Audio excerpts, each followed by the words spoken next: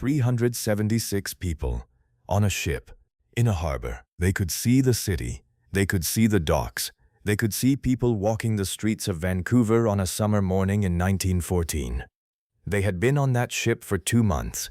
They were running out of food, they were running out of water. Their children were sick, and the government of Canada, a government that described itself as one of the most civilized nations on earth, was deliberately starving them back into the ocean. Not because they were criminals, not because they were sick, not because they had done anything wrong. Because they were Indian, because they were Sikh, because a law had been written specifically to make sure that people who looked like them could never set foot on Canadian soil.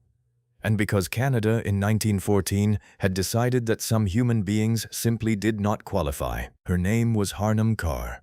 She was on that ship with her husband and her 2 children. She had sold everything she owned to pay for the passage. She believed, because the law as written appeared to permit it, that she had the right to come to Canada. She was wrong, not because the law had changed, but because the law had been written by people who intended it to mean one thing in public and another thing in practice. Remember Harnum Kaur, because what happened to her family happened to 376 people, and what allowed it to happen is still part of the legal architecture of this country. To understand the Komagata Maru, you have to understand what Canada's immigration law actually said in 1914 and what it was designed to do. The Immigration Act of 1910 stated, in straightforward language, that any British subject had the right to enter Canada. India was part of the British Empire. Indians were British subjects. The law, as written, gave them the right to come. Canada did not want them to come. So the government of Canada did something that is, in retrospect, a remarkably candid act of institutional racism. It passed a regulation, not a law, a regulation specifically to avoid parliamentary debate, requiring that all immigrants arrive in Canada by continuous journey from their country of origin. There was no continuous passenger ship service from India to Canada, none. The shipping routes of the era required stops in other ports. A continuous journey from India to Canada was, by the design of the regulation, impossible.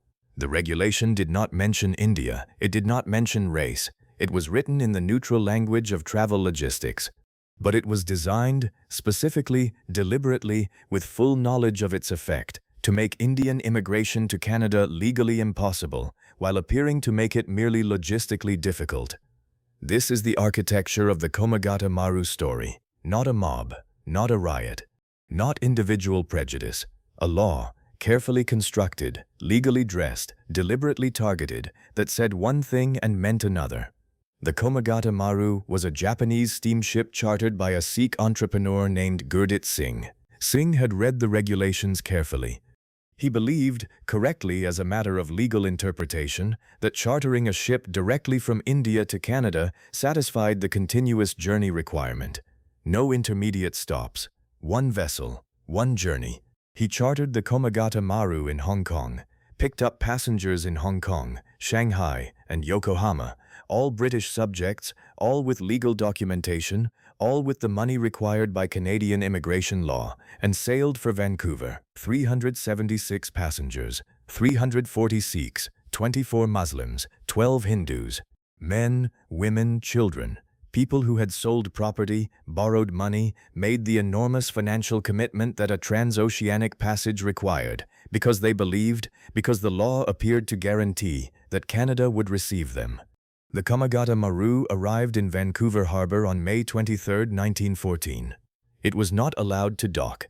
For 2 months, the Komagata Maru sat in Vancouver Harbour. The passengers could see the city. On clear days, they could see individual buildings, individual streets.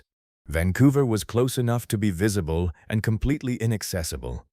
The Canadian government sent immigration officials aboard to assess the passengers' documentation.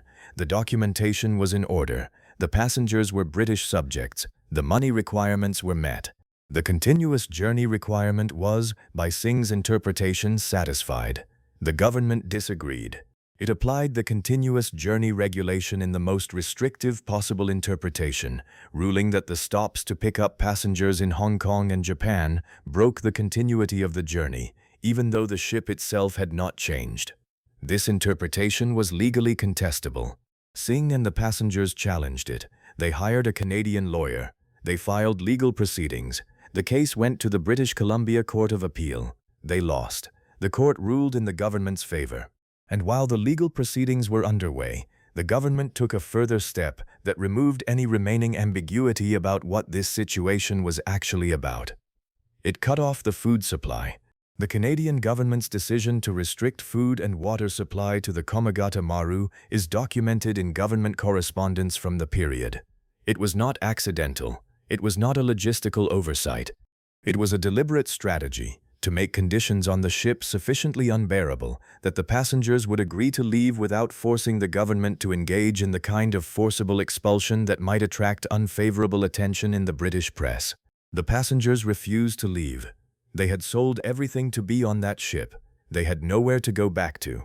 They had broken no law. They had done nothing wrong.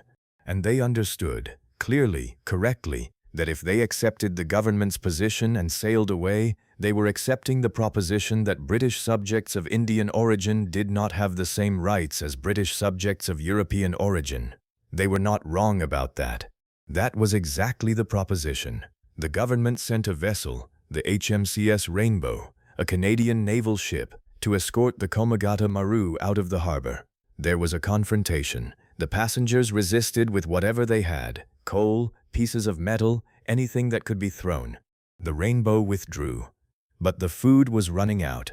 The water was running out. The children on the ship were sick. 2 months of siege had produced conditions that the legal proceedings could not address. On July 23, 1914, 2 months after arriving, the Komagata Maru turned and sailed away from Vancouver. The Komagata Maru arrived back in India at Budge Budge, near Calcutta, on September 27, 1914. The British colonial authorities in India had been monitoring the situation in Vancouver and were suspicious of Gurdat Singh's intentions. They believed, not entirely without reason, that the voyage had become a political statement, a challenge to the racial architecture of the British Empire, and that the returning passengers might be radicalized by what had happened to them. The colonial authorities attempted to arrest Singh and detain the passengers for interrogation. The passengers resisted. The confrontation at Budge Budge resulted in British colonial troops opening fire on the passengers. 19 people were killed. Others were wounded. Gurdat Singh escaped and spent years as a fugitive before eventually surrendering to British authorities in 1922. The people who had survived 2 months of siege in Vancouver Harbour, who had been starved, denied water, had their legal challenges dismissed by a court that ruled against them, arrived home to be shot by the colonial government of the country whose citizenship they held. 20 of them did not survive the journey that Canada had forced them to make. The continuous journey regulation that was used to exclude the Komagata Maru passengers was not the only tool in Canada's legal arsenal for excluding non-European immigrants. It operated alongside a broader framework, the Asiatic exclusion policies that shaped Canadian immigration law from the late 19th century through the mid-20th, that used the neutral language of regulation to achieve the explicitly racial outcomes that could not be stated in the law without constitutional difficulty. The Chinese head tax, the continuous journey regulation, the gentleman's agreement with Japan that limited Japanese immigration, the explicit exclusion of Black Americans from prairie settlement, the restrictions on South Asian immigration that the Komagata Maru case was specifically designed to test. None of these policies said, in their operative language, that non-white people were not welcome in Canada. They said that immigrants must arrive by continuous journey, must pay a head tax, must meet financial requirements that were set at levels designed to be prohibitive for specific populations. The racism was real. The language concealed it. And the concealment was itself deliberate, designed to give Canada the international standing of a country governed by neutral law while producing the domestic outcomes of a country governed by racial hierarchy. The Komagata Maru passengers read the law as it was written. Canada applied the law as it was intended. Those were two different things, and the difference cost 20 people their lives. In 2016, Prime Minister Justin Trudeau stood in the House of Commons and issued a formal apology for the Komagata Maru incident.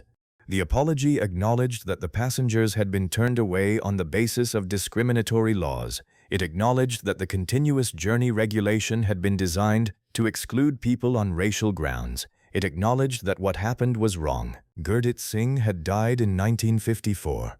The passengers who were shot at Budge Budge had been dead for over a century.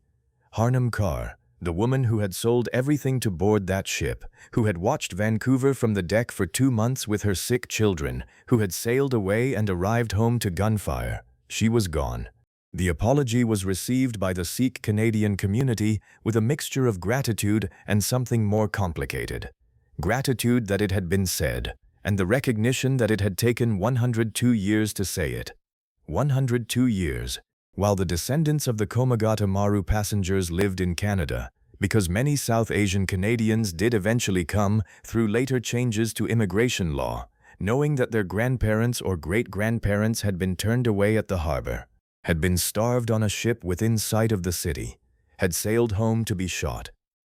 Canada issued an apology. It cannot issue the food and water that was withheld. It cannot issue the 20 lives that were lost at Budge Budge. It cannot issue the 102 years. The harbor is still there. The city is still there. The law that was designed to look neutral while being explicitly racial, that law has changed. But the understanding of how it worked, of how neutral language can be used to achieve discriminatory outcomes while maintaining a respectable public face, that understanding is as relevant now as it was in 1914. This is Dark Canada, where the ship that was turned away finally gets to dock. Subscribe, because the Komagata Maru was not the only ship Canada turned away, and the laws that turned it away did not appear from nowhere.